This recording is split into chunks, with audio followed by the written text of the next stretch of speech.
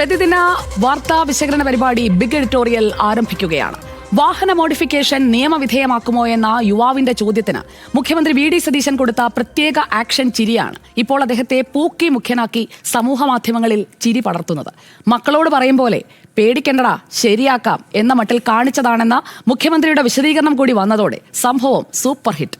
എന്നാൽ സത്യപ്രതിജ്ഞാ സമയത്ത് വടശ്ശേരി ദാമോദരമേനോൻ സതീശൻ എന്ന് പറഞ്ഞതിലെ ജാതിവാലിലും പിടിച്ചു തൂങ്ങുന്നുണ്ട് വിവാദം.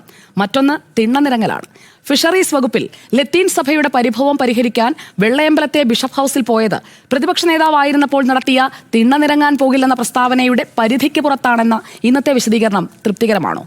മഞ്ഞക്കുറ്റി തെറിക്കും കേരയിൽ വരില്ല കേട്ടോ എന്ന സൂപ്പർ ക്യാപ്ഷൻ കൂടി സംഭാവന ചെയ്ത് മുഖ്യമന്ത്രി ഗോളടിച്ചു നിൽക്കുമ്പോൾ ബിഗ് എഡിറ്റോറിയൽ ഇന്ന് പരിശോധിക്കുന്നു. പൂക്കി ഓക്കെയാണോ?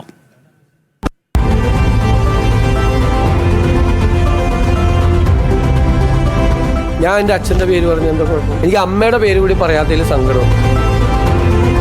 ഞാൻ പ്രതിപക്ഷ നേതാവായപ്പോൾ തിണ്ണയിറങ്ങാൻ പോകില്ല എന്ന് ഞാൻ പറഞ്ഞിട്ടില്ല. ഇന്ന് എവിടെന്നെങ്കിലും ഒരു തിന്ന് കോട്ട് ചെയ്ത് കാണിച്ചു. പണ്ട് ഉപദേശിച്ചിട്ടുണ്ട് നേതാക്കളോട്. സിൽവർ ലൈൻ പദ്ധതി റദ്ദ് ചെയ്ത് ഉത്തരവ് പുറപ്പെടുവിക്കാനുള്ള തീരുമാനം. മഞ്ഞക്കുറ്റികളെല്ലാം മാറ്റി.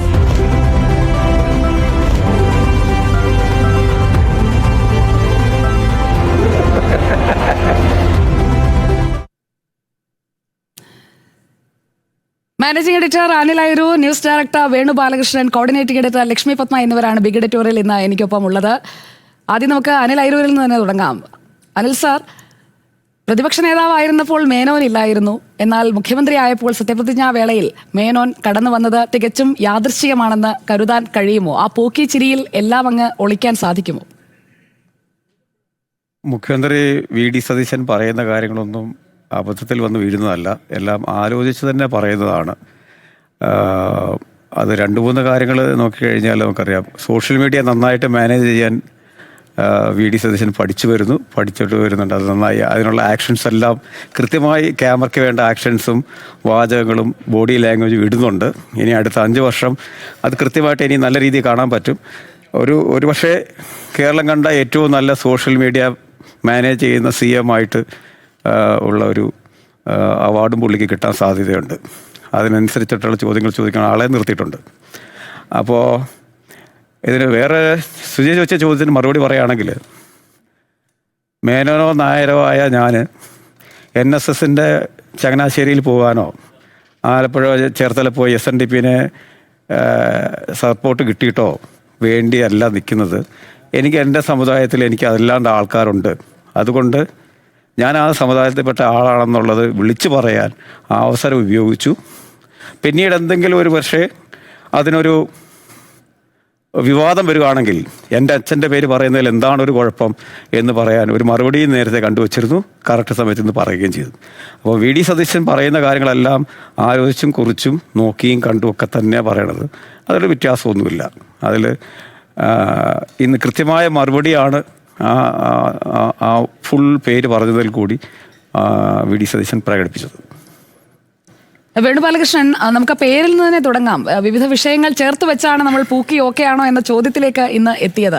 മുഖ്യമന്ത്രി വൈറലാണ്. സമൂഹ മാധ്യമങ്ങളിലടക്കം പിന്തുണ ലഭിച്ച ശേഷമാണ് അദ്ദേഹം മുഖ്യമന്ത്രി പദത്തിലേക്ക് എത്തിയത് എന്നതും കൂടി നമ്മൾ ചേർത്ത് വായിക്കേണ്ടതുണ്ടോ? ഒരു മുഖ്യമന്ത്രിയിൽ നിന്ന് കേരളം അടിസ്ഥാനപരമായി ആവശ്യപ്പെടുന്നത് സത്യസന്ധതയാണ്. ഇന്നത്തെ വാർത്താ സമ്മേളനത്തിൽ ആ സത്യസന്ധത എത്രത്തോളം വി ഡി സതീശൻ പാലിച്ചു എന്നത് അദ്ദേഹം പരിശോധിക്കേണ്ടതാണ്. ഇപ്പോൾ ഈ പറയുന്ന വടശ്ശേരി ദാമോദരമേനോൻ സതീശൻ എന്ന് പറഞ്ഞ സാഹചര്യം, അത് അദ്ദേഹം പറയുന്നത് അദ്ദേഹത്തിൻ്റെ അച്ഛനെ അനുസ്മരിച്ചു എന്നാണ്.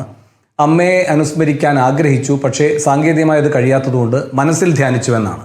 അദ്ദേഹം മാതൃകാപരമായി ചെയ്യേണ്ടിരുന്നത് അച്ഛനെയും മനസ്സിൽ ധ്യാനിക്കുകയായിരുന്നു. കാരണം ഒരു മകൻ അച്ഛന് കൊടുക്കുന്ന സമ്മാനമല്ല മുഖ്യമന്ത്രി സ്ഥാനമെന്ന് പറയുന്നത്. ജനം വി ഡി സതീശൻ എന്ന പൊതുപ്രവർത്തകനെ ഉത്തരവാദിത്വത്തോടെ ഏൽപ്പിച്ചിരിക്കുന്ന ഒരു ചുമതലയാണത്. അതിൽ 2 പേരേ ഉള്ളൂ, മുഖ്യമന്ത്രിയും ജനങ്ങളും. അതിനിടയിൽ അച്ഛനും മകനും ഒന്നുമില്ല. ഇവർ വാതോരാതെ പറഞ്ഞുകൊണ്ടിരുന്ന ഒരു മരുമകനിസം ഉണ്ടല്ലോ. അതിനുശേഷം പുതിയ സർക്കാർ വരുമ്പോൾ മകനിസവും വേണ്ട. മരുമകനിസത്തെ എങ്ങനെയാണോ ജനങ്ങൾ തള്ളിയത്, അതുപോലെ മകനിസത്തെയും ജനങ്ങൾ തള്ളും. കാരണം ഇത്തരം ബാന്ധവങ്ങളല്ല ജനാധിപത്യത്തിൽ പ്രധാനമായിരിക്കുന്നത്. അതിൽ പ്രധാനമായിരിക്കുന്നത് ഭരണകർത്താവും ജനങ്ങളും തമ്മിലുള്ള ബന്ധം മാത്രമാണ്. അതുമാത്രമാണ് ജനാധിപത്യത്തിലെ ഏക ശരി. അപ്പോൾ അതുകൊണ്ട് ദാമോദര മേനോൻ എന്നൊക്കെ ഇപ്പോൾ ഓർമ്മിപ്പിക്കുമ്പോൾ അദ്ദേഹം പറയുന്നൊരു നുണയുണ്ട്. അദ്ദേഹം MLA ആകുന്നതിന് മുമ്പ് മാതാപിതാക്കൾ പോയി. അപ്പോൾ അവരുടെ ഒരു ആഗ്രഹം, അല്ലെങ്കിൽ അദ്ദേഹം ഇങ്ങനെയൊക്കെ എത്തിയത് അവർ എങ്ങനെ കാണുമായിരുന്നു, അതൊക്കെ ഒരു മകന് സ്വന്തം നിലയിൽ ആലോചിക്കാം. ഇപ്പോൾ VD സതീശൻ ഈ പറയുന്ന മുഖ്യമന്ത്രിയാകുന്നു എന്ന് ഉറപ്പ് വന്നതിന് ശേഷം വിവിധ ക്ഷേത്രങ്ങളിൽ പോയി. നമുക്ക് ആർക്കും അതിനകത്ത് വിയോജിപ്പില്ല. പക്ഷേ ഈ ക്ഷേത്രത്തിലെ എല്ലാ സാധനങ്ങളുമായി അദ്ദേഹം മുഖ്യമന്ത്രിയുടെ ഓഫീസിലേക്ക് വന്ന് അത് അവിടെ എവിടെയെങ്കിലും സ്ഥാപിച്ചിട്ട് ആ കസേരയിൽ ഇരുന്നാൽ അത് ചോദ്യം ചെയ്യപ്പെടും. അപ്പോൾ ഇതിൽ എവിടെ വരെ പോകാം എല്ലാ കാര്യങ്ങളിലും എന്നതിൽ ജനാധിപത്യപരമായ പരിധികളുണ്ട്. VD സതീശന് അത്തരം പരിധികളും പരിമിതികളുമുണ്ട് മുഖ്യമന്ത്രി ആയതിനു ശേഷം എന്ന് സ്വയം ബോധ്യപ്പെടണം ഇനിയെങ്കിലും. അപ്പോൾ അദ്ദേഹം MLA ആയപ്പോൾ ഇതൊന്നും പറഞ്ഞില്ലല്ലോ. MLA ആയപ്പോൾ ഉള്ള സത്യവാചകം ഇപ്പോൾ പൊതുസമൂഹത്തിൻ്റെ മുന്നിലുണ്ട്. അദ്ദേഹം ഇന്ന് ഈ തിണ്ണുനിരങ്ങലുമായി ബന്ധപ്പെട്ട് ചോദിച്ചല്ലോ, എന്നെ അങ്ങനെ കോട്ട് ചെയ്യാൻ പറ്റുന്ന എന്തെങ്കിലും ഒരു തെളിവുണ്ടോ നിങ്ങൾക്ക് എന്ന്. സാങ്കേതികമായി അത് അംഗീകരിക്കുന്നു എന്ന് വിചാരിക്കുക. ശരി, അങ്ങനെയെങ്കിൽ നിങ്ങൾ ഇപ്പുറത്ത് പറയുന്ന കാര്യമോ, നിങ്ങൾ ഈ ദാമോദര മേനോൻ എന്നത് MLA ആയി സത്യവാചകം ചൊല്ലുമ്പോൾ പറഞ്ഞിട്ടില്ലല്ലോ, അന്ന് അച്ഛനെ മറന്നുപോയോ? അതോ അന്ന് അച്ഛനെയും അമ്മയെല്ലാം മനസ്സിൽ മാത്രം ധ്യാനിക്കുകയാണോ ചെയ്തത്? അവനവൻ്റെ സന്ദർഭത്തിനനുസരിച്ച് എടുത്തുപയോഗിക്കേണ്ടതല്ല അച്ഛനോടുള്ള ആദരവ്, അമ്മയോടുള്ള സ്മരണ. അപ്പം അതുകൊണ്ടാണ് പച്ച നുണ ഇത്തരം കാര്യങ്ങളിൽ പറയുന്ന ഒരു മുഖ്യമന്ത്രിയായി അദ്ദേഹം അധപ്പതിക്കരുത് എന്ന് ഈ ദാമോദര മേനോൻ പ്രയോഗത്തിൽ VD സതീശനോട് പറയാനുള്ളത്. ഓക്കെ, ലക്ഷ്മി പത്മ, സതീശൻ മേനോൻ, ആ മേനോൻ പ്രയോഗമാണ്, ആ പ്രയോഗം അത്ര ഓക്കെ ആയി തോന്നുന്നുണ്ടോ? ഇല്ല സുജയ, ആ മേനോൻ പ്രയോഗം അങ്ങനെ യാദൃച്ഛികമായി വന്നതാണ് എന്ന് ഞാൻ കരുതുന്നില്ല. അത് അദ്ദേഹം അളന്നു മുറിച്ച് തന്നെ പറഞ്ഞത് തന്നെയാണ്. അദ്ദേഹത്തിന് അത് പറയാനുള്ള രാഷ്ട്രീയ സാഹചര്യങ്ങൾ ഉണ്ടായിരിക്കാം. അതുകൊണ്ട് തന്നെയായിരിക്കാം, ആ പശ്ചാത്തലം മുൻനിർത്തി തന്നെയായിരിക്കാം അദ്ദേഹം അത് പറഞ്ഞത്. പക്ഷേ അതവിടെ പറഞ്ഞത് എന്തിനാണ് എന്ന ചോദ്യത്തിന്, അതെന്തുകൊണ്ട് പറഞ്ഞു എന്നുള്ളതിന് അദ്ദേഹത്തിന് ഇന്ന് സത്യസന്ധമായ മറുപടി പറയാൻ കഴിഞ്ഞില്ല എന്ന യാഥാർത്ഥ്യമുണ്ട്.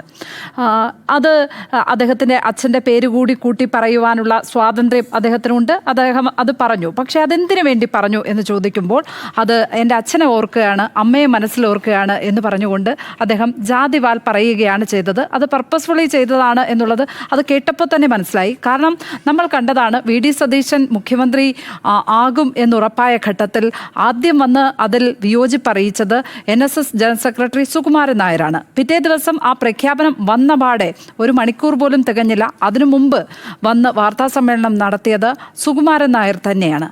വെള്ളാപ്പള്ളി നടേശൻ അടക്കമുള്ളവർ മറ്റു പല നരേറ്റീവുകളും, സംഘപരിവാർ നരേറ്റീവുകളും ആവർത്തിക്കുന്നത് നമ്മൾ കേട്ടതാണ്. ലീഗിൻ്റെ സർക്കാർ എന്ന് പറയുന്നത് കേട്ടതാണ്. അപ്പോൾ അതിനോടുള്ള മറുപടി ആയിരിക്കാം അദ്ദേഹം ഉദ്ദേശിച്ചത്. പക്ഷേ അത് തുറന്നു പറയാനുള്ള ചങ്കൂറ്റം കൂടി കാണിക്കണം.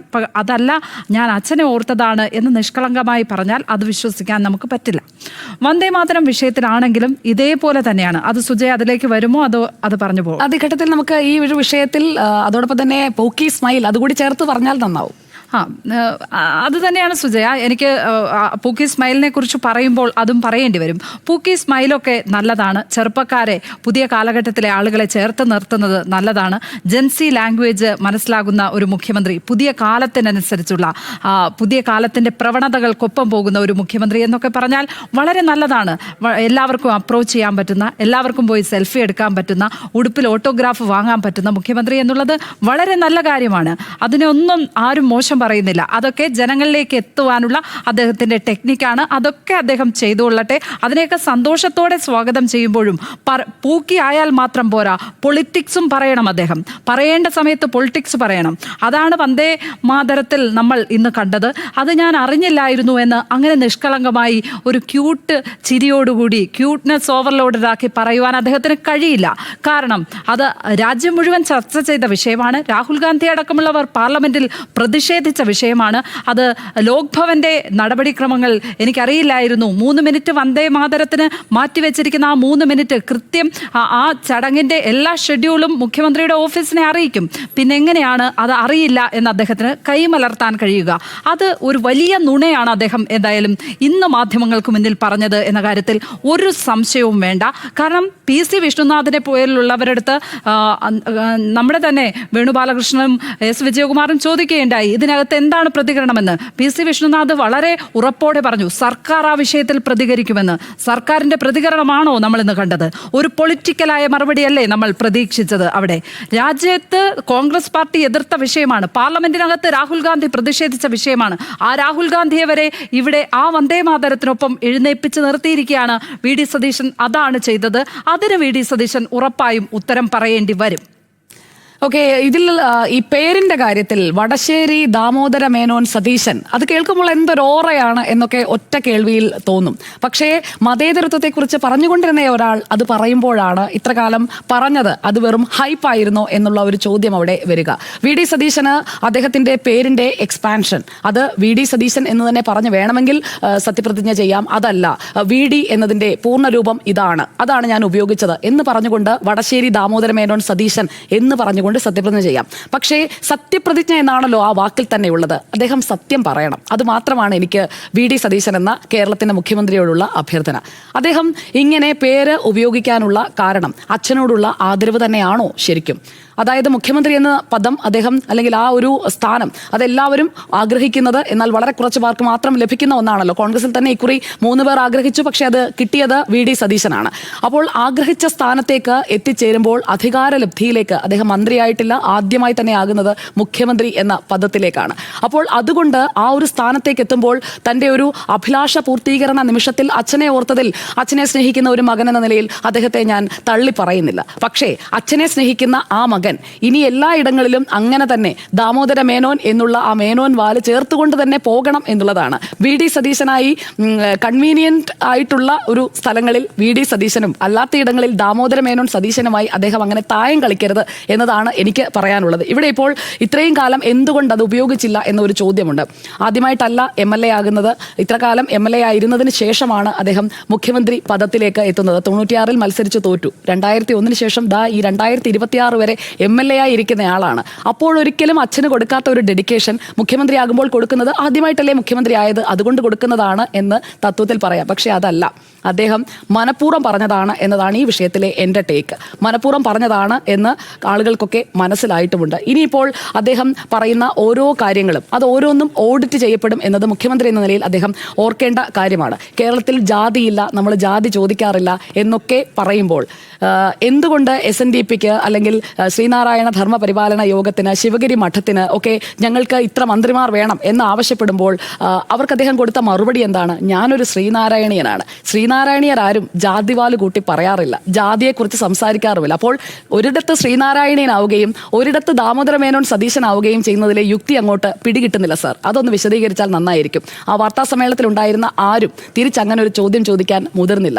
കേട്ടത് അങ്ങ് വിഴുങ്ങി മിണ്ടാതെ ഇരിക്കുകയായിരുന്നു. പിണറായി വിജയനാണ് ഇത് പറഞ്ഞിരുന്നതെങ്കിൽ ഇങ്ങനെ ആയിരിക്കുമോ മാധ്യമപ്രവർത്തകരുടെ, അവർ മുന്നിലിരുന്ന മാധ്യമപ്രവർത്തകരുടെ പ്രതികരണം എന്നത് ഞാൻ വളരെ കൗതുകത്തോടെയാണ് കണ്ടിരുന്നത്. അപ്പോൾ VD സതീശൻ പറഞ്ഞു കഴിഞ്ഞാൽ അത് തൊണ്ട തൊടാതെ വിഴുങ്ങുക എന്നൊരു ശൈലിയിലേക്ക് ആദ്യ ദിവസങ്ങളിൽ തന്നെ മാധ്യമങ്ങൾ, അത് ഒരു പൊതുരീതിയായി മാറുന്ന ഒരു സമീപനം കൂടി നമ്മൾ കാണണം. അദ്ദേഹം പറയുന്ന കാര്യങ്ങളിൽ അതിൽ യുക്തിയില്ലെങ്കിൽ തിരിച്ചു ചോദിക്കാൻ കൂടി അവിടെ ആളുകൾ തയ്യാറാകേണ്ടതുണ്ട്. അതുപോലെ തന്നെയാണ് വാഹനങ്ങളുടെ മോഡിഫിക്കേഷനുമായി ബന്ധപ്പെട്ട കാര്യം. അതിൽ അദ്ദേഹം പുഞ്ചിരിക്കുന്ന ആ പൂക്കിച്ചിരി നന്നായിട്ടുണ്ട്. അത് കണ്ടപ്പോൾ വെള്ളിമൂങ്ങയിലെ മാമച്ചനെ ഒന്ന് ഓർമ്മ വന്നു. ശരിയാക്കി തരാം എന്ന് പറഞ്ഞുകൊണ്ട് അങ്ങനെ കണ്ണടച്ചുകൊണ്ട് ചുണ്ട് കടിച്ചു പിടിക്കുന്ന, ചിരിച്ചുകൊണ്ട് ഒരു ശരിയാക്കി തരാം എന്ന് പറയുന്ന വെള്ളിമൂങ്ങയിലെ ബിജുമേനോന്റെ കഥാപാത്രമായ മാമച്ചനെയും എന്നെപ്പോലെ തന്നെ കുറച്ച് പ്രേക്ഷകർക്കെങ്കിലും ഓർമ്മ വന്നിട്ടുണ്ട് ഉണ്ടാകും. അപ്പോൾ അങ്ങനെയുള്ള സിനിമാറ്റിക് ആയിട്ടുള്ള സോഷ്യൽ മീഡിയയിൽ വൈറലാകാനായിട്ടുള്ള മൊമെന്റ്സ് ഇനിയും നമുക്ക് ഈ CM സമ്മാനിക്കുമെന്നുള്ളതാണ് ഈ പൂക്കി സ്മൈലും അതുപോലെ തന്നെ ഈ പറഞ്ഞ അദ്ദേഹത്തിന്റെ ഓറ ഉള്ള വടശ്ശേരി ദാമോദര മേനോൻ സതീശൻ എന്ന പ്രയോഗവും കണ്ടപ്പോൾ എനിക്ക് തോന്നിയത്. നമ്മൾ ആദ്യഘട്ടത്തിൽ സംസാരിച്ചതിൽ പൊതുവായി നമുക്ക് ബോധ്യപ്പെട്ട കാര്യങ്ങളൊക്കെ ഈ വിഷയത്തിൽ പൂക്കി CM ആയി മാറിയത്, അതിനുശേഷം അദ്ദേഹത്തിന്റെ ആ ഒരു കമന്റ്, ഒപ്പം തന്നെ എങ്ങനെയാണ് സത്യപ്രതിജ്ഞയിൽ ആ പേര് വന്നത്, അതൊക്കെയാണ് നമ്മൾ പറഞ്ഞു പോയത്. വേണുഗോപാലകൃഷ്ണൻ ഈ വന്ദേമാതരം ആലപിച്ചതിൽ മുഖ്യമന്ത്രി പറഞ്ഞ കാര്യങ്ങൾ, അതിലൊരു രാഷ്ട്രീയ സത്യസന്ധത ഉണ്ടായിരുന്നോ? അതെന്തുകൊണ്ടായിരിക്കാം മാധ്യമപ്രവർത്തകരൊന്നും അതേപ്പറ്റി ഒരു വിശദീകരണം കൂടുതലായി തേടാതിരുന്നത്? മനഃപൂർവ്വം വിട്ടുകളഞ്ഞതാണോ? വടശ്ശേരി ദാമോദര മേനോന്റെ കാര്യത്തിലായാലും ഈ വന്ദേമാതരത്തിന്റെ കാര്യത്തിലായാലും അതുപോലെ തന്നെ വകുപ്പുകളുമായി ബന്ധപ്പെട്ട തർക്കങ്ങൾ ഉണ്ടായിരുന്നില്ല എന്ന് പറയുന്നതിലായാലും ഒന്നൊഴിയാതെ നുണകൾ പറയുകയായിരുന്നു VD സതീശൻ. അതുകൊണ്ടാണ് അദ്ദേഹം സത്യസന്ധമായി എല്ലാ ബുധനാഴ്ചയും ക്യാബിനറ്റിൻ്റെ ബ്രീഫിംഗ് നടത്താൻ എടുക്കുന്ന തീരുമാനം നല്ല തീരുമാനം തന്നെയാണ്. പക്ഷേ സത്യസന്ധമായ കാര്യങ്ങൾ വിശദീകരിക്കണം എന്ന് അദ്ദേഹത്തോട് അഭ്യർത്ഥിക്കുന്നത്. ഈ വന്ദേ മാതരത്തിലേക്ക് വരുന്നതിന് ഒറ്റ കാര്യം കൂടി. ഇപ്പോൾ കെ കൊച്ച് നമുക്കറിയുന്നതാണല്ലോ. VR അനൂപ് പറയുന്നുണ്ടായിരുന്നു, കെ കൊച്ചിനെ കാണാനായിട്ട് VD സതീശൻ പോയ ഘട്ടത്തിൽ അദ്ദേഹം കൊച്ചിനോട് പറയുകയുണ്ടായി, ഞാൻ അംബേദ്കറെ അങ്ങനെ വായിച്ചിട്ടില്ല എന്ന്. അനൂപ് നല്ല ഭംഗിയായി പറയുകയും ചെയ്തു, അതിൻ്റെ ഒരു കുറവ് VD സതീശനുണ്ട്. ഒരുപാട് പുസ്തകങ്ങൾ വായിക്കുന്നതല്ലേ, അംബേദ്കറെ വായിക്കാൻ കുറെ കൂടെ സമയം അദ്ദേഹം കണ്ടെത്തണമെന്ന്. മാത്രമല്ല പേരിൻ്റെ പ്രത്യേകത സുജയ പാർവതിക്ക് അറിയാമല്ലോ, കൊച്ച് എന്നാണ് ആ പേര്. എന്ന് വെച്ചാൽ വളരണ്ട എന്നാണ്. പേരിനകത്ത് ഒരു രാഷ്ട്രീയ അധികാരമുണ്ട്, അതിനകത്തൊരു സാമൂഹ്യ അധികാരമുണ്ട്, അതിനകത്തൊരു വർണ്ണാധികാരമുണ്ട്.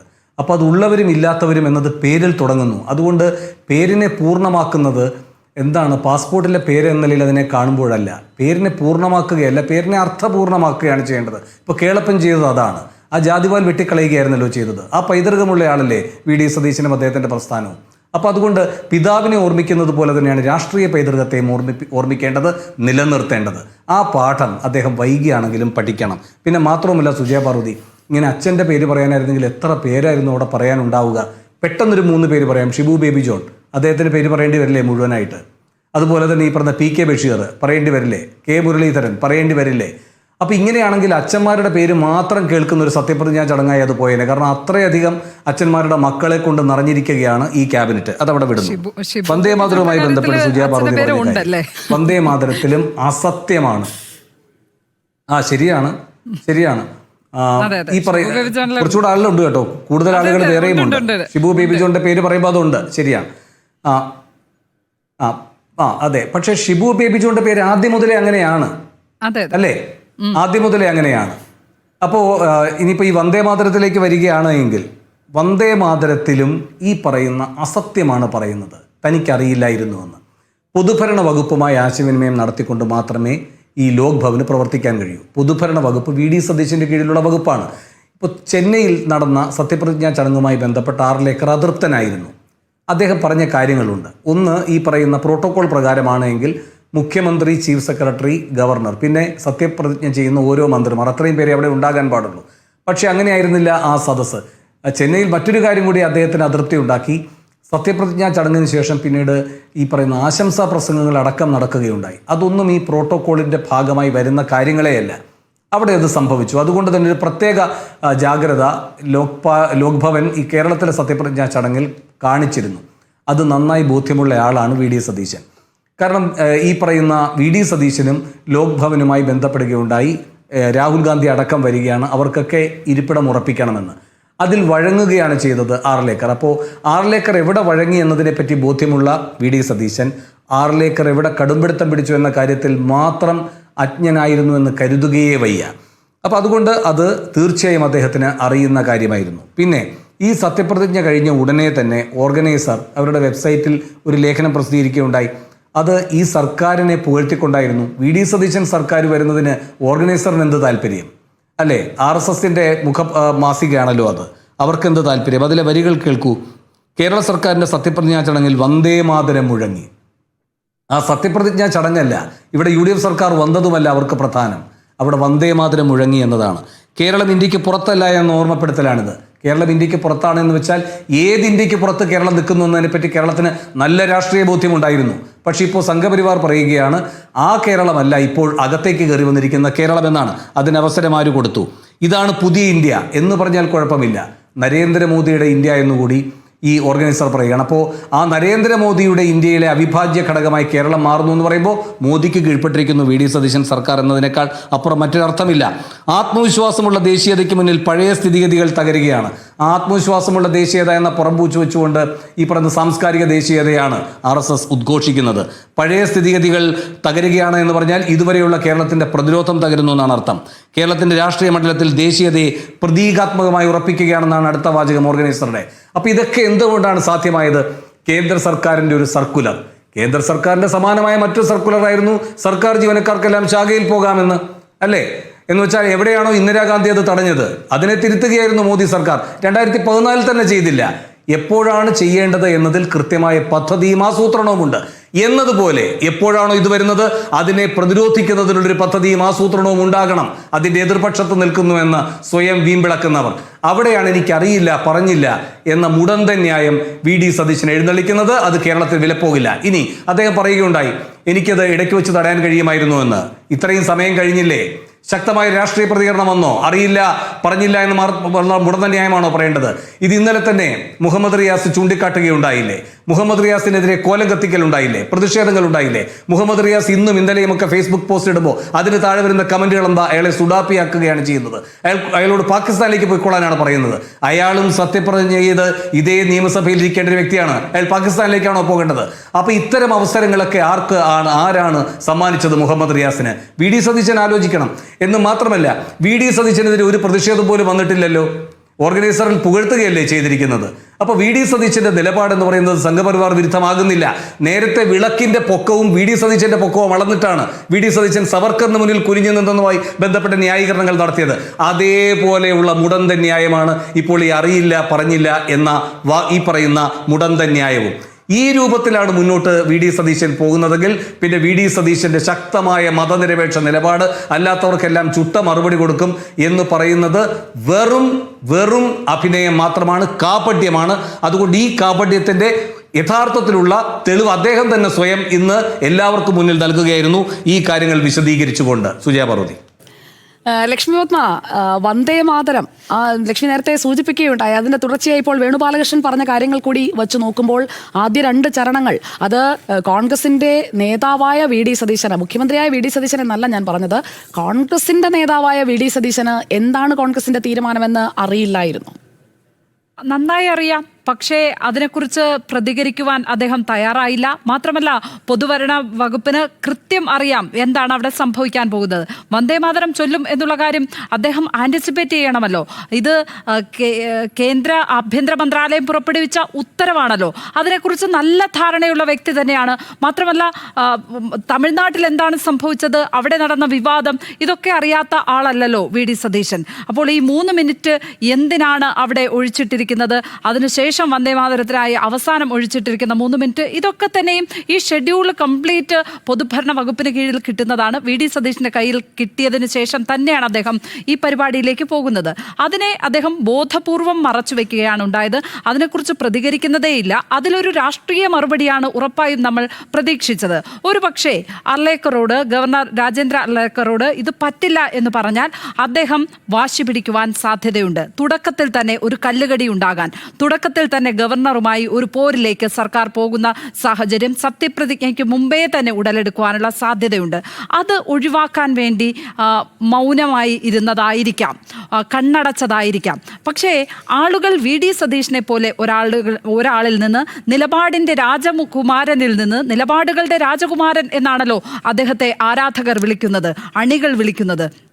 നിലപാടുകളുടെ രാജകുമാരനിൽ നിന്ന് അതിൽ ഒരു പൊളിറ്റിക്കലായിട്ടുള്ള രാഷ്ട്രീയമായ മറുപടി എല്ലാവരും പ്രതീക്ഷിച്ചിരുന്നു. പക്ഷേ അദ്ദേഹം വെറുതെ ഉഴപ്പിക്കളിക്കുന്നതാണ് കണ്ടത്. മാത്രമല്ല, ഒറ്റ മാധ്യമ പ്രവർത്തകരും അതിനുശേഷം ഒരു തുടർ ചോദ്യം അദ്ദേഹത്തോട് ചോദിക്കാതിരുന്നതും അതിശയകരമായി തോന്നി.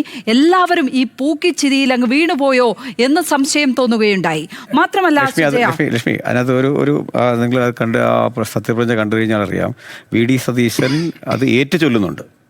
അത് മിണ്ടാണ്ടിരിക്കുകയല്ല, ചൊല്ലുന്നുണ്ട്. അത് ഒരു വരിയല്ല, എല്ലാ വരികളും ചൊല്ലിയിട്ടുണ്ട്. ആ വരികളുടെ പ്രശ്നവും കൃത്യമായി അറിയാം. അപ്പോൾ അതെന്താണ്, അതുകൊണ്ട് എന്താ ഉദ്ദേശിക്കുന്നത്? എന്താ അതിന് അടിയിൽ ഒരു ആൾക്കൊരു പ്ലാൻ ഉണ്ടായിരുന്നു.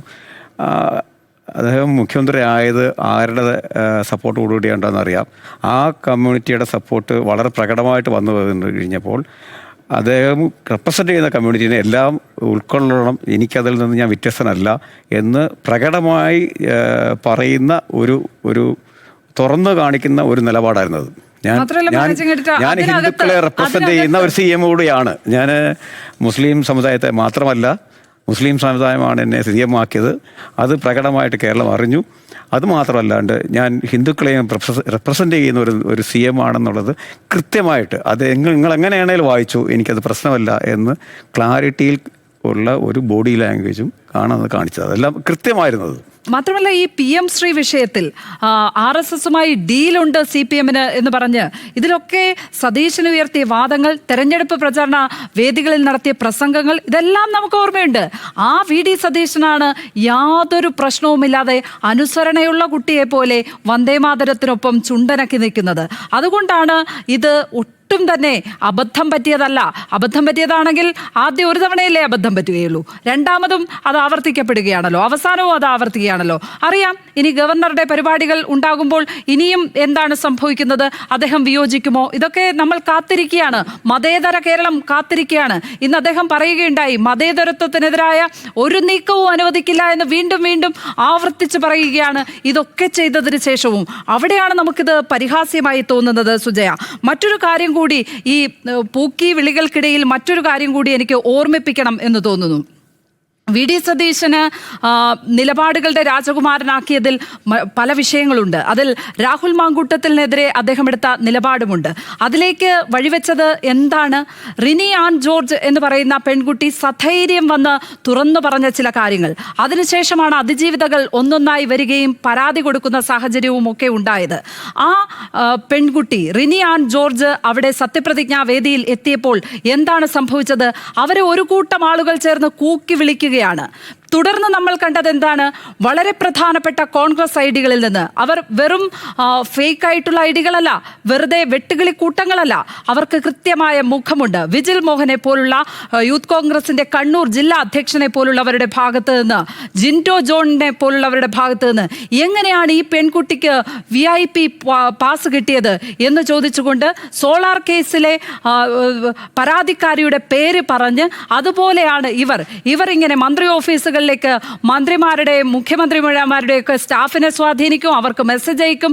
അങ്ങനെ അതുപോലെയാണ് സോളാർ കേസിലെ പ്രതിയുമായി ബന്ധപ്പെട്ട് അവരെ പരാതിക്കാരിയുമായി അവരെ കണക്ട് ചെയ്യാൻ നോക്കുന്നു. അത്തരത്തിൽ ആ സോളാർ ലൈംഗിക പീഡന കേസിലെ പരാതിക്കാരിയുമായി കണക്ട് ചെയ്ത് അവരെ സൈബർ അറ്റാക്ക് ചെയ്യുന്നത്, സ്ലട്ട് ഷെയിം ചെയ്യുന്നത് എത്ര ഐഡികളിൽ നിന്നാണ് നമ്മൾ കണ്ടത്. അതിനെക്കുറിച്ചും ഇന്ന് ഈ വാർത്താ സമ്മേളനത്തിൽ ഈ പൂക്കി ചിരിച്ചിരിക്കുന്ന VD സതീശനോട് മാധ്യമങ്ങൾ ചോദ്യം ചോദിച്ചു. അദ്ദേഹം ഡയറക്റ്റായി മറുപടി പറഞ്ഞോ? അദ്ദേഹം പറഞ്ഞില്ല. അദ്ദേഹം പറഞ്ഞത് എന്താണ്? ഒരു അഴകുഴമ്പൻ മറുപടി. മാധ്യമ പ്രവർത്തനം ചെയ്യുന്ന സ്ത്രീകൾക്കെതിരെയും ഇങ്ങനെയൊക്കെ നടക്കാറില്ലേ എന്ന്. അതാണോ അദ്ദേഹം പറയേണ്ടുന്ന മറുപടി? അദ്ദേഹത്തിന് എന്താണ് ഇപ്പോൾ നിലപാടുകൾ എടുക്കാൻ പ്രശ്നം? അങ്ങനെ നിലപാടുകൾ എടുത്താൽ കയ്യടി കിട്ടില്ല എന്നുണ്ടോ? അണികളുടെ ഇതുപോലെയുള്ള താഴെയുള്ള നേതാക്കന്മാരുടെ കയ്യടി കിട്ടില്ല എന്നുണ്ടോ? അതുകൊണ്ടാണോ കൃത്യമായ ഒരു മറുപടി പറയാത്തത്? എന്തിനാണ് ആ പെൺകുട്ടിയെ സ്ലട്ട് ഷെയിം ചെയ്തത്? ആ VIP പാസ് അദ്ദേഹത്തിന്റെ കുടുംബ സുഹൃത്താണ് റിനി ആൻ ജോർജ്. റിനി ആൻ ജോർജിന് ആ VIP പാസ് കിട്ടിയത് അദ്ദേഹത്തിന്റെ കുടുംബത്തിന്റെ പക്കൽ നിന്ന് തന്നെയാണ്. അതെന്തുകൊണ്ടായിരിക്കാം തുറന്നു പറയാൻ മടിക്കുന്നത്? അവരെടുത്ത ഒരു പ്രക്രിയ, അവരെ സ്ലട്ട് ഷെയിം ചെയ്യുന്നവർ മുഴുവൻ പറയുന്ന ഒരു കാര്യം, ഇവിടെ തെരുവിൽ തല്ലുകൊണ്ടവരുണ്ട്, സമരം കിടന്നവരുണ്ട്, അവരൊക്കെ ഉണ്ടാക്കിയെടുത്ത ജയമാണെന്ന്. അപ്പോൾ റിനി ആൻ ജോർജ് ചെയ്ത ചരിത്രപരമായ ദൗത്യം എന്തേ അവർ മറന്നുപോയി? ഇല്ലായിരുന്നുവെങ്കിൽ കഴിഞ്ഞ ദിവസം സത്യപ്രതിജ്ഞ ചെയ്യുമായിരുന്നു. ഈ കേസിൽ പ്രതിയാക്കപ്പെട്ട ആ മുൻ MLA മന്ത്രിയാകുമായിരുന്നു, ഉറപ്പായിരുന്നു. അപ്പോ വലിയൊരു ശുദ്ധീകരണ പ്രക്രിയയ്ക്ക് തുടക്കം കുറിച്ച ആ പെൺകുട്ടിയെ ആദരിക്കുന്നതിന് പകരം കൂവി വിളിക്കുകയാണ്. അതിനും മറുപടിയില്ലാതായി പോയി VDSന്. ഓക്കെ, ഇക്കാര്യത്തിൽ അനിൽ സാറിന്റെ ഒരു ടേക്കിലേക്ക് കൂടി പോയതിനു ശേഷം ഞാൻ എൻ്റെ അഭിപ്രായത്തിലേക്ക് വരാം. CMനോട് ചോദ്യങ്ങൾ കൃത്യമായി ചോദിക്കുന്നില്ല, അല്ലെങ്കിൽ ഇഷ്ടപ്പെടാൻ ആഗ്രഹിക്കാത്ത ചോദ്യങ്ങൾ ചോദിക്കില്ല എന്ന് പറഞ്ഞ് മുമ്പത്തെ CM വിരട്ടി നിർത്തിയിരുന്നു മാധ്യമപ്രവർത്തകരെ. കണ്ണുരുട്ടി, കടക്ക് പുറത്ത് എന്നൊക്കെ പറഞ്ഞ് നിർത്തിയിരുന്ന ഒരു മുഖ്യമന്ത്രി ഇപ്പോഴത്തെ CM തോളിൽ കൈയിട്ട് സുഹൃത്തായി, സഹോദരനായി, സഹോദരിയായി കൂട്ടുപിടിച്ച് കൊണ്ടുപോകുമ്പോൾ ചോദിക്കേണ്ട ചോദ്യങ്ങൾ ചോദിക്കാണ്ട് മാറി നിൽക്കുന്ന മാധ്യമപ്രവർത്തകരെയാണ് ഞാൻ കാണുന്നത്. PR വർക്ക് ചെയ്യുന്ന മാധ്യമപ്രവർത്തകരെയാണ് കാണുന്നത്. അതുകൊണ്ട് ഇങ്ങനെയുള്ള അനിഷ്ടമായ ചോദ്യങ്ങളൊന്നും ഇനി 5 വർഷത്തിനുള്ളിൽ VD സതീശൻ CM ആയിരിക്കുന്ന സമയത്ത് വരുമോ എന്നുള്ളത് എനിക്ക് യാതൊരു പ്രതീക്ഷയില്ല. അത് തന്നെയല്ല, അതിനുവേണ്ടി തന്നെ സോഷ്യൽ മീഡിയ നമ്മൾ അറിഞ്ഞില്ല, ഏജൻസിയിലേക്ക് പോകാനൊക്കെ വേണ്ട രീതിയിൽ അത് മാനേജ് ചെയ്യാനായിട്ട് അത് തയ്യാറെടുത്ത് കഴിഞ്ഞിട്ടുണ്ട്. അപ്പോൾ വേണു പറഞ്ഞതിനോട് ചേർത്ത് ഞാൻ പറയുന്നതാണ്, അതിലൊരു സത്യസന്ധതയില്ലായ്മ തീർച്ചയായിട്ടും ഉണ്ട്. അതൊരു മേക്ക് ഓവറാണ്, ഒരു മേക്ക് ഓവർ CM ആണ് കാണുന്നത്. അത് ഒരു ജനശ്രദ്ധ ആകർഷിക്കാനും ജനങ്ങളുടെ നല്ല കയ്യടി വാങ്ങിക്കാനും മാത്രമാണ് ആൾ ഉദ്ദേശിക്കുന്നത്. അതുകൊണ്ട് ഇനി മുന്നോട്ട് പോകുന്ന സമയങ്ങളൊക്കെ തിരുത്തിയില്ലെങ്കിൽ ഇതുപോലെ ഒരുപാട് പരിഹാസകരമായ സാഹചര്യങ്ങൾ നമുക്ക് കാണാൻ സാധിക്കും. ഓക്കെ, വേണുബാലകൃഷ്ണൻ എന്തെങ്കിലും കൂട്ടിച്ചേർക്കാനുണ്ടോ ലക്ഷ്മി പത്മ റിനിയുടെ കാര്യം പറഞ്ഞതിൽ? റിനിയെ സ്ലട്ട് ഷെയിം ചെയ്യണമെന്നല്ല ഞാൻ പറഞ്ഞത്. പൂർണ്ണമായിട്ടും യോജിക്കുകയാണ്. കാരണം ഈ പറയുന്ന റിനിയെ സ്ലട്ട് ഷെയിം ചെയ്യുന്നതിനോട് ഞാനും യോജിക്കുന്നില്ല. പക്ഷേ ഒരുപാട് കോൺഗ്രസ് പ്രവർത്തകർ പുറത്ത് വെയിൽ കൊണ്ട് നിന്നപ്പോൾ അവർ കയറി വന്ന് രേവന്ത് റെഡ്ഡിയുടെയും അതുപോലെ തന്നെ മുൻനിരയിലുള്ള നേതാക്കളുടെയും കൂടെയൊക്കെ ഇട്ട സെൽഫിയാണ് പ്രവർത്തകരെ പ്രകോപിപ്പിച്ചത് എന്നാണ് ഞാൻ മനസ്സിലാക്കിയത് പലയിടങ്ങളിലുമുള്ള പോസ്റ്റുകളിൽ നിന്ന്. ലക്ഷ്മി പത്മ റിനിയെപ്പറ്റി പറഞ്ഞ കാര്യത്തിനോട് പൂർണ്ണമായ യോജിപ്പാണ്. മാത്രമല്ല മുഖ്യമന്ത്രി ആ കാര്യത്തിൽ ഈ പറയുന്ന കൃത്യമായ മറുപടി പറഞ്ഞില്ല എന്നതും ഒരു യാഥാർത്ഥ്യമാണ്. ലക്ഷ്മി പത്മ പറയുകയുണ്ടായി വനിതാ മാധ്യമ പ്രവർത്തകർക്ക് എന്തൊക്കെ തരത്തിലുള്ള ആക്ഷേപങ്ങൾ നേരിടേണ്ടി വരുന്നു എന്ന് അദ്ദേഹം പറഞ്ഞുവെന്ന്. അതുപോലെ അദ്ദേഹം പറയുകയുണ്ടായല്ലോ ആരാണ് ഇതിൻ്റെ പിന്നിലെന്ന് നമുക്ക് അറിയുന്നതാണല്ലോ എന്ന്. അപ്പോൾ അങ്ങനൊരു അഴകുഴമ്പൻ മറുപടിയാണ് അതിൽ വന്നത്. അപ്പോൾ ഒരു അദൃശ്യ ശക്തിയുണ്ട് എന്ന് മുഖ്യമന്ത്രി പറയുന്നു. പക്ഷെ അതിനപ്പുറത്തേക്ക് ഒന്നും പറയാതിരിക്കുന്നു. അത് അദൃശ്യ ശക്തിയല്ല വി ഡി സതീശനെ സംബന്ധിച്ച്, അത് അങ്ങേയറ്റം ദൃശ്യമായിട്ടുള്ള ശക്തിയാണ്. കാരണം യൂത്ത് കോൺഗ്രസിൻ്റെ കണ്ണൂർ ജില്ലാ പ്രസിഡന്റ് എന്ന് പറയുന്നത് വി ഡി സതീശൻ അറിയാത്ത ഒരാളായി കൂടായല്ലോ. അപ്പോൾ ഈ വിജിൽ മോഹൻ എന്ന് പറയുന്ന ആളെ അറിയാതിരിക്കുകയാണോ ചെയ്യുന്നത് വി ഡി സതീശൻ? എന്ന് മാത്രവുമല്ല, ഇവിടെ സുജയ പാർവതി പറഞ്ഞതിലെ ഒരു ഭാഗം യുക്തിഭദ്രമാണ്. പക്ഷേ രാഷ്ട്രീയമായി എത്രത്തോളം ശരിയാണെന്ന് നാം പരിശോധിക്കേണ്ടതുണ്ട്. കാരണം വെയിൽ കൊണ്ട് നിൽക്കുന്ന കുറച്ച് പേർ, അകത്ത് വളരെ സുഖശീതളിമയിലിരിക്കുന്ന റിനി, അങ്ങനെ ഒരു താരതമ്യമല്ല അതിനകത്തുള്ളത്. റിനിയെപ്പോലെ വിയർത്ത ആരുണ്ട്? അല്ലെ, റിനിയെപ്പോലെ അരക്ഷിതയായ ആരുണ്ട്? അപ്പോൾ ഈ പറയുന്ന പുറത്ത് വെയിൽ കൊള്ളാൻ നിന്നിരുന്ന ഈ പറയുന്ന ഈ ആൾക്കൂട്ടമുണ്ടല്ലോ, ആ ആൾക്കൂട്ടം റിനിക്ക് തണലായോ? റിനിയുടെ ഈ പറയുന്ന ആശങ്കകൾക്ക് പരിഹാരമായോ? അന്നവർ ചേർത്ത് പിടിച്ചു നിർത്തിയോ? ഒന്നുമില്ലായല്ലോ. അപ്പോൾ അതുകൊണ്ട് പെട്ടെന്നൊരു പ്രിവിലേജ് ആണ് ഈ പറയുന്ന റിനി എന്ന ഒരു വ്യാഖ്യാനം വരികയാണ്. ആ പ്രിവിലേജിന്റെ തലങ്ങൾ എവിടെയൊക്കെ ഉയർത്തുന്നു? ആദ്യഘട്ടത്തിൽ പറയുന്നു അകത്ത് ഈ പറയുന്ന റിനിയാൻ ജോർജിനെ നമ്മൾ ഈ പിന്തുണയ്ക്കുന്നത് പോലെ, ഞാൻ റിനിക്കെതിരല്ല, റിനിയന്റെ സഹപ്രവർത്തകയുമായിരുന്നു ഏഷ്യാനെറ്റ് ന്യൂസിൽ. റിനിയാൻ ജോർജിന്റെ ഞാൻ മുൻപ് ജോലി ചെയ്ത സ്ഥാപനമാണ്. റിനിയുടെ അഭിമുഖം ആദ്യമായി നൽകുകയും റിനിയുടെ വാക്കുകൾ പൊതുസമൂഹത്തിലേക്ക് ശക്തമായി എത്തിക്കുകയും ചെയ്തത് ഞാൻ ആ വാർത്താ സംരക്ഷണത്തിന്റെ ഭാഗവുമായിരുന്നു. ഇവിടുത്തെ ചോദ്യം അതല്ല. റിനിയാൻ ജോർജ് മകളാണ് എന്ന് പറഞ്ഞുകൊണ്ട് അവരെ വേട്ടയാടിയത് കേക്കച്ചൻ എന്നൊക്കെ പറഞ്ഞുകൊണ്ടാണ്. അപ്പോൾ അതിലൊക്കെ എല്ലാ കാര്യങ്ങളും അറിയാവുന്ന വി ഡി സതീശൻ ഇന്ന് കൊടുത്ത മറുപടി എന്താണ്? ചേർത്ത് നിർത്തേണ്ടവരെ ചേർത്ത് നിർത്തിയോ? അവരെ ഇങ്ങനെ വേട്ടയാടാൻ വീണ്ടും വിട്ടുകൊടുത്തത് വി ഡി സതീശനല്ലേ? ആ പറഞ്ഞത് പൂർണ്ണമായും ശരിയാണ്. പക്ഷെ റിനി എത്രത്തോളം പോകണമെന്ന് നമുക്ക് നിശ്ചയിക്കാൻ കഴിയില്ല. റിനി എന്നതല്ല, എന്താ പറയേണ്ടത്, നമ്മൾ വി ഡി സതീശന് തുല്യമായ നിലയിൽ തന്നെ റിനിയെയും വെച്ചുകൂടാ. വി ഡി സതീശനെ നമുക്ക് വിമർശിക്കാം. കാരണം വി ഡി സതീശൻ ഈ കാര്യത്തിലെല്ലാം പ്രിവിലേജ്ഡ് ആയിട്ടുള്ള ഒരാളാണ്. അദ്ദേഹത്തിന് മറ്റ് ആശങ്കകൾ വേണ്ടതില്ല. പക്ഷേ അദ്ദേഹം പോലും ഇപ്പോൾ ആശങ്കപ്പെടുകയാണ്. കാരണം ക്യാബിനറ്റിലെ സമവാക്യങ്ങൾ മാറിയിട്ടുണ്ട്. ഈ പറയുന്ന രാഹുൽ മാങ്കൂട്ടത്തിൽ സ്വന്തം ഒരു നിലയ്ക്ക് മാത്രമാണ് ഈ സത്യപ്രതിജ്ഞാ ചടങ്ങിന് വന്നത് എന്ന് നമുക്ക് കരുതാൻ കഴിയുമോ? ഇതിനു മുൻപ് ഈ പറയുന്ന വിജയാഘോഷങ്ങൾ നടക്കുന്ന സമയത്ത് അദ്ദേഹത്തിൻ്റെ രംഗപ്രവേശം എന്നത് യാദൃച്ഛികമാണെന്ന് കരുതാൻ കഴിയുമോ? ഇതൊരു വലിയ പദ്ധതിയാണ്. റിനി വന്നതിനെ പറ്റി മാത്രം പറഞ്ഞുകൊണ്ടല്ല നാം കുറ്റപ്പെടുത്തേണ്ടത്. രാഹുൽ മാങ്കൂട്ടത്തിന് വീണ്ടും ലാൻഡ് ചെയ്യാൻ കഴിയുന്ന തരത്തിലുള്ള പ്രിപ്പറേഷൻ നടക്കുന്നുണ്ട്. അത് ഒരു വിജിൽ മോഹനിൽ മാത്രമല്ല നിൽക്കുന്നത്. അതിന് പിന്നിൽ ആരൊക്കെയാണോ അന്ന് ഈ പറയുന്ന രാഹുൽ മാങ്കൂട്ടത്തിന് വേണ്ടി നിന്നത് അവരൊക്കെ തന്നെ ഇപ്പോഴും സജീവമായി നിൽക്കുന്നുണ്ട്. അവർ വി ഡി സതീശൻ എതിർചേരിയിലുമാണ്. പക്ഷെ പുതിയ സമവാക്യങ്ങളിൽ വി ഡി സതീശൻ ദുർബലനാണ്. പ്രതിപക്ഷ നേതാവായിരിക്കുമ്പോഴുള്ള ശക്തമായ നിലപാട് അദ്ദേഹത്തിന് മുഖ്യമന്ത്രി ആയിരിക്കുമ്പോൾ പറയാൻ കഴിയുന്നില്ല എന്നതിന്റെ ഒടുവിലത്തെ ഒരു ഉദാഹരണം കൂടിയാണ്. അപ്പോൾ വ്യക്തിപരമായിട്ടുള്ള മുഖ്യമന്ത്രി ആയിരിക്കുമ്പോഴാണ് അദ്ദേഹത്തിന് കൂടുതൽ ശക്തമായി ഇടപെടാൻ കഴിയുക. പിണറായി വിജയൻ ആ വിഷയത്തിൽ അതിജീവിതയായ പെൺകുട്ടിയെ ഒരു കപ്പുയർത്തി പിടിച്ചുകൊണ്ട് ആ ചിത്രമടക്കം പങ്കുവെക്കപ്പെട്ടത് നമ്മൾ കണ്ടതല്ലേ. അപ്പോൾ പിണറായി വിജയനേക്കാൾ ഈ വിഷയങ്ങളൊക്കെ നേരിട്ടറിയാവുന്ന ഒരാളെന്ന നിലയിൽ രാഹുൽ മാങ്കൂട്ടത്തിനെ കുറിച്ച് റിനിയാൻ ജോർജ്, റിനി പേര് പറഞ്ഞിട്ടില്ല എങ്കിലും സൂചനകൾ വിരൽ ചൂണ്ടുന്നത് അതിലേക്കാണല്ലോ. അപ്പോൾ റിനിയാൻ ജോർജ് 3 കൊല്ലം മുൻപേ പറഞ്ഞതാണ് വി ഡി സതീശനോട്, അദ്ദേഹം പ്രതിപക്ഷ നേതാവായിരിക്കുമ്പോൾ. പക്ഷേ പുറത്ത് പറഞ്ഞത് എത്ര കാലം മുൻപാണെന്നുള്ളത് നമുക്കറിയാം. ആ വിഷയം പുറത്തു വന്നത് എപ്പോഴാണെന്ന് നമുക്കറിയാം. അപ്പോൾ അങ്ങനെ ഈ കാര്യങ്ങളെല്ലാം നേരിട്ടറിയാവുന്ന ഒരാൾ സംസ്ഥാനത്തിന്റെ മുഖ്യമന്ത്രിയായി വരുമ്പോൾ അതിജീവിതയ്ക്ക് പുതിയ തൊഴിൽ നൽകുന്നതടക്കമുള്ള കാര്യങ്ങളിൽ അദ്ദേഹം മുൻകൈ എടുക്കേണ്ടതില്ലേ. ആ പെൺകുട്ടി ഇപ്പോൾ തൊഴിലില്ലാതെ നിൽക്കുകയാണെന്നാണ് ഞാൻ മനസ്സിലാക്കിയത്.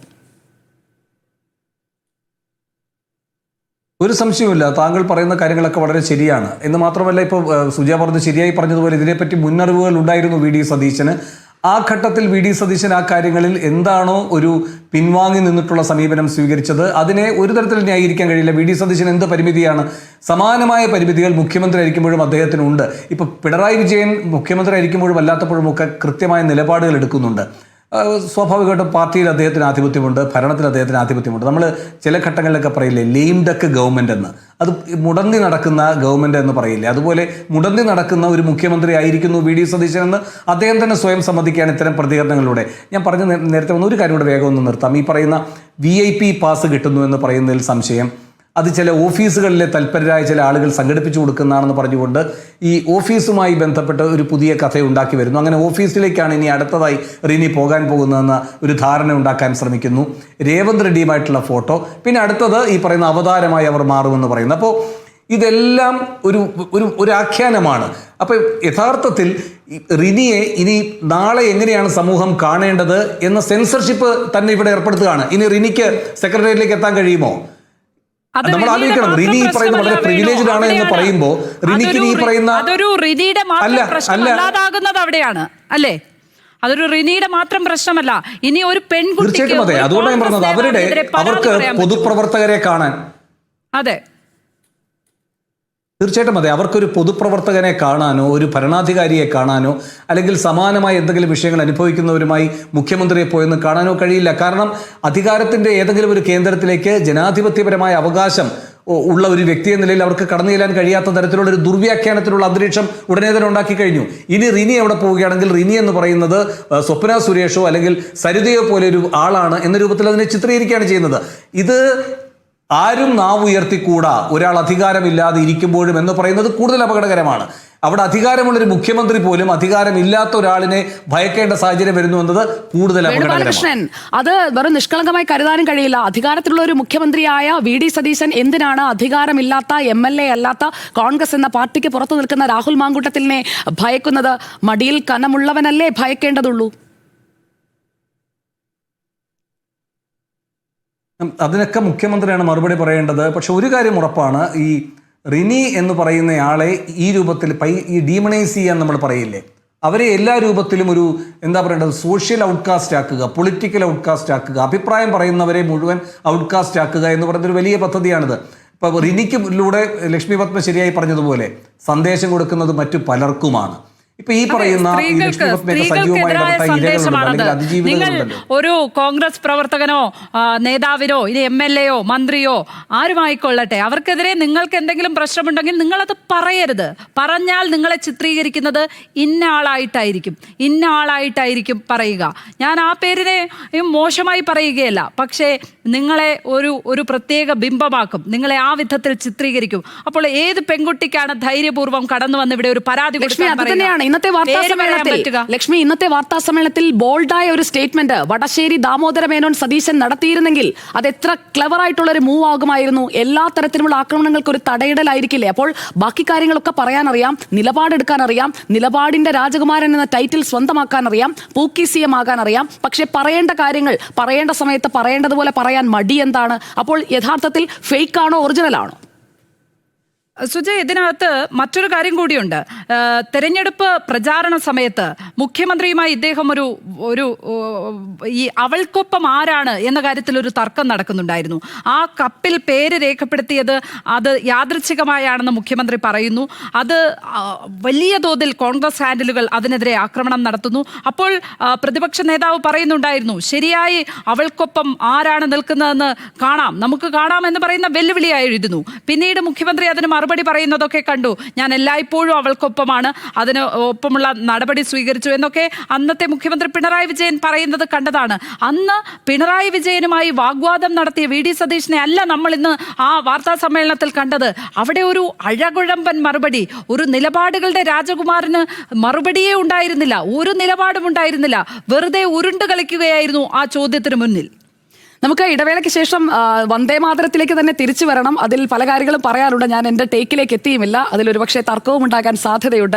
വന്ദേ മാതര വിവാദത്തിൽ വി.ഡി. സതീശൻ കൊടുത്ത മറുപടി, വന്ദേ മാതരം മുഴുവൻ ആലപിക്കുന്നത് ഞങ്ങൾക്ക് അറിയില്ലായിരുന്നു, രാജ്ഭവനിൽ നിന്നുള്ള നിർദ്ദേശം അനുസരിച്ചാണ് ആലപിച്ചത്, ഞാനും നിൽക്കുമ്പോഴാണ് കേൾക്കുന്നത്, അതിനിടയിൽ തടസ്സപ്പെടുത്താൻ പറ്റുമോ? ഇവിടെ ആലപിച്ചത് ഞങ്ങൾ അറിഞ്ഞുകൊണ്ടല്ല. അത് ഞാൻ നേരത്തെ ചോദ്യത്തിൽ ഉന്നയിച്ച കാര്യം തന്നെയാണ് എനിക്ക് ചോദിക്കാനുള്ളത്. 1937 ഒക്ടോബർ 30 കോൺഗ്രസ് പ്രവർത്തക സമിതിയിലെ ഔദ്യോഗിക പ്രമേയത്തിന്റെ ഭാഗമായി വെട്ടിമാറ്റിയതാണ് ആദ്യ 2 ചരണങ്ങൾ ഒഴികെയുള്ള ഭാഗം. ആ മാറ്റിയ ഭാഗങ്ങൾ ഉൾപ്പെടെയാണ് ഈ സത്യപ്രതിജ്ഞാ ചടങ്ങിൽ നമ്മൾ കേട്ടത്. ഭരണഘടനാ നിർമ്മാണ സഭ 1950 ജനുവരി 24 ചേരുമ്പോൾ ആദ്യത്തെ 8 വരി മാത്രമേ ദേശീയ ഗീതമായി അവതരിപ്പിക്കാൻ പാടുള്ളൂ എന്ന് വ്യക്തമാക്കിയതാണ്. ഇനി ഈ വർഷത്തിലേക്ക് വരാം. 2026 പ്രത്യേകത എന്താണ്?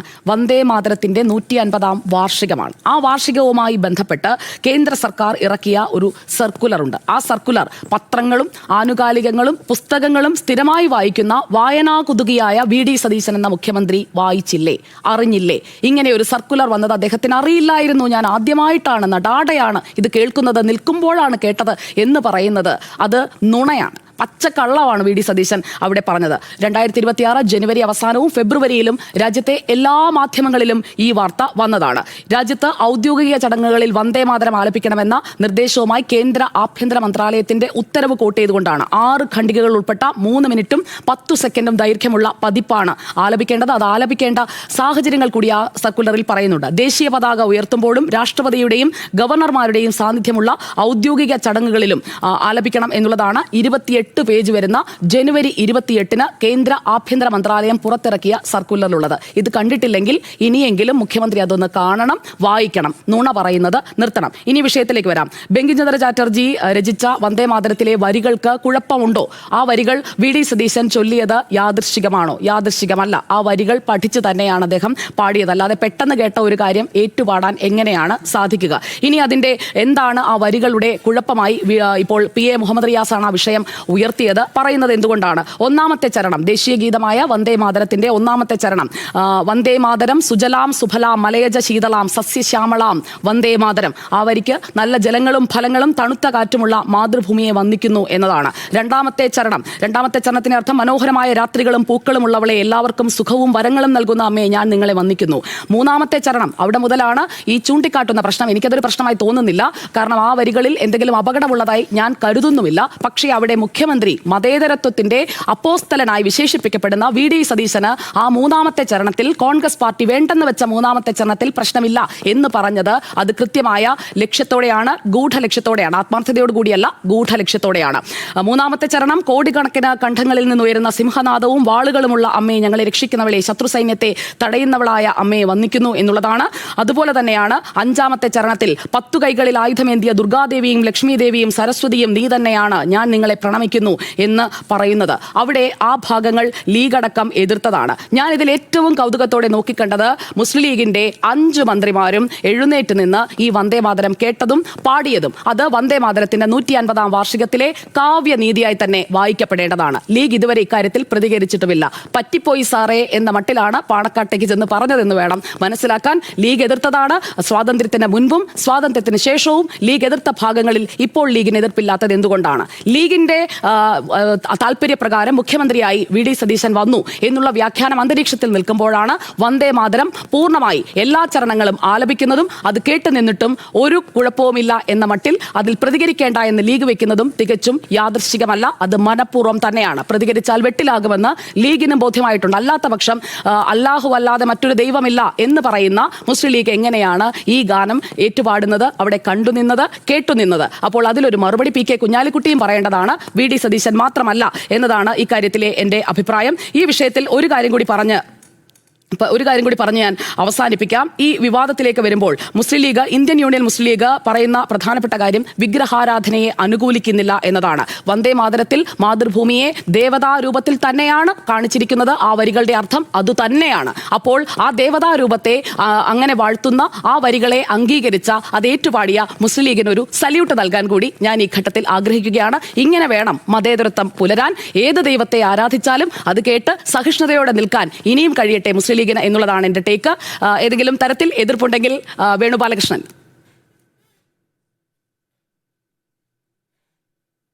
ഇല്ല, ഇതിൽ ഈ പറയുന്ന ഗവൺമെന്റിന്റെ സർക്കുലർ ഇറങ്ങുമ്പോൾ രാജ്യത്ത് മുഴുവൻ ഇത് ബാധകമാകണമെങ്കിൽ സ്വാഭാവികമായിട്ടും ബംഗാളിലും അതാകേണ്ടതായിരുന്നു. അവിടെ RN രവി ഇത്തരം കാര്യങ്ങളിലൊക്കെ വളരെ കർക്കശക്കാരനുമാണ്. നമുക്കറിയുന്നതാണ് തമിഴ്നാട്ടിൽ സ്റ്റാലിൻ്റെ സർക്കാരുമായി അദ്ദേഹം ഏതൊക്കെ ഘട്ടങ്ങളിൽ ഏറ്റുമുട്ടിയിട്ടുണ്ട്, അവിടെ നിന്ന് ഇറങ്ങിപ്പോകുന്ന സാഹചര്യം വരെ ഉണ്ടായിട്ടുണ്ട് എന്ന്. അപ്പോൾ അതുകൊണ്ട് വളരെ ശക്തമായി ഇത് നടപ്പാക്കുന്ന, ഈ സർക്കുലറിനൊക്കെ മുൻപ് തന്നെ നടപ്പാക്കുന്ന ഒരാളായിരുന്നു RN രവി. RN രവി ഇപ്പോൾ ബംഗാളിലെ ഗവർണറാണ്. അവിടെ ആനന്ദബോസിനെ മാറ്റിയിട്ട് RN രവിയെ കൊണ്ടുവന്നതിൽ തന്നെ കൃത്യമായ ലക്ഷ്യങ്ങളും ഉണ്ടായിരുന്നു കേന്ദ്ര സർക്കാരിന്. എന്നിട്ടും കിഴക്ക് ഇതുവരെ ഭരണം കിട്ടിയിട്ടില്ല. BJPക്ക് ആദ്യമായിട്ടാണ് ഭരണം കിട്ടുന്നത്, അതും 3-2 ഭൂരിപക്ഷം.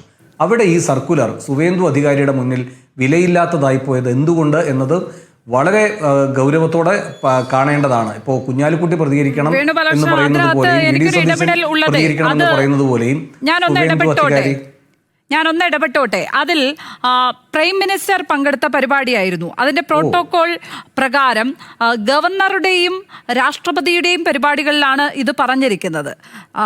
ഈ പ്രൈം മിനിസ്റ്റർ പങ്കെടുത്ത പരിപാടി ആയതുകൊണ്ടാണ് അവിടെ ആ വന്ദേമാതരം ആലപിക്കാതെ പോയത്. പക്ഷേ അവിടെ കൃത്യമായി പാഠപുസ്തകത്തിലടക്കം ഈ മുഴുവൻ ചരണവും ഉൾപ്പെടുത്തി, അവരുടെ പാഠപുസ്തകങ്ങളിലടക്കം വന്ദേ മാതരം ഉൾപ്പെടുത്തിക്കൊണ്ടുള്ള ഉത്തരവ് ഇറങ്ങിയിട്ടുണ്ട്. സുവേന്ദു അധികാരി ഒരു കാര്യം കൂടി, സുവേന്ദു അധികാരി പിന്തിരിഞ്ഞ് നിൽക്കുന്നില്ല, അവിടെ പാടുകയും ചെയ്യും. പക്ഷേ കേരളത്തിൽ പാടിയ VD സതീശനെ നമ്മൾ അഭിനന്ദിക്കേണ്ടേ, മുസ്ലിം ലീഗിനെ നമ്മൾ അഭിനന്ദിക്കേണ്ടേ? വേണുഗോപാലകൃഷ്ണൻ എല്ലാവരെയും ഉൾക്കൊള്ളാൻ അത്രയും സഹിഷ്ണുതയോടെ ദാമോദര മേനോൻ സതീശനെ മുഖ്യമന്ത്രിയായും ലീഗടക്കം പിന്തുണച്ച് കൊണ്ടുവരുമ്പോൾ നമ്മൾ അതിനെ പോസിറ്റീവായി കാണണ്ടേ? പോസിറ്റീവായ ക്രിറ്റിസിസം എന്നല്ലേ മുഖ്യമന്ത്രിയും മാധ്യമങ്ങളോട് ആവശ്യപ്പെട്ടിരിക്കുന്നത്? മാത്രമല്ല, ഈ വന്ദേമാതരം തമിഴ്നാട്ടിൽ താഴ്വാഴ്ത്തിന് മുൻപ് പാടിയതിൽ അവിടെ വിവാദമുണ്ടായതും ഈ നന്നായി പുസ്തകം വായിക്കുന്ന മാധ്യമങ്ങൾ ശ്രദ്ധിക്കുന്ന VD സതീശൻ കാണാതെ പോയതായിരിക്കും ഒരു പക്ഷേ. അല്ല, ഞാൻ വെച്ചാൽ നമ്മൾ പൊട്ടന്മാരാണോ, CM പൊട്ടനാണോ? ഇതെല്ലാം സാഹചര്യത്തിനനുസരിച്ചുള്ള മാറ്റങ്ങളാണ്. അല്ല, ഞാൻ പറഞ്ഞല്ലോ, ഭാസ്കർ മാഷിന്റെ മലയാളം പാട്ടല്ലല്ലോ പാടിയത്. അതെ, വന്ദേമാതരമാണ്. അതപ്പോ നമ്മൾ ഇത്രയും സീരിയസ് ആയിട്ട് ചർച്ച ചെയ്യുമ്പോൾ അവിടെ VD സതീശൻ അറിഞ്ഞുകൊണ്ടത് ഇന്ന് കേൾക്കുകയും പാടുകയും ചെയ്തു അല്ലേ? അപ്പൊ അതിനകത്ത് തർക്കമില്ലല്ലോ. ഇല്ല, ഒരു തർക്കമില്ല. അങ്ങനെ അത്രയ്ക്ക് ദാമോദര മേനോൻ ആയതുപോലെ തന്നെ അതേ സ്വാഭാവികതയോടെ ഇത് ഉൾക്കൊള്ളണം എന്നുള്ളതാണ് എനിക്ക് പറയാനുള്ളത്. അത് ഞാൻ പറഞ്ഞത്, ഇതിനകത്ത് ഇത് ആൾക്ക് അബദ്ധം പറ്റി എന്നുള്ള കാര്യത്തിൽ നമ്മൾ ചർച്ച ചെയ്യേണ്ട കാര്യമില്ല. അറിഞ്ഞുകൊണ്ട് പാടി.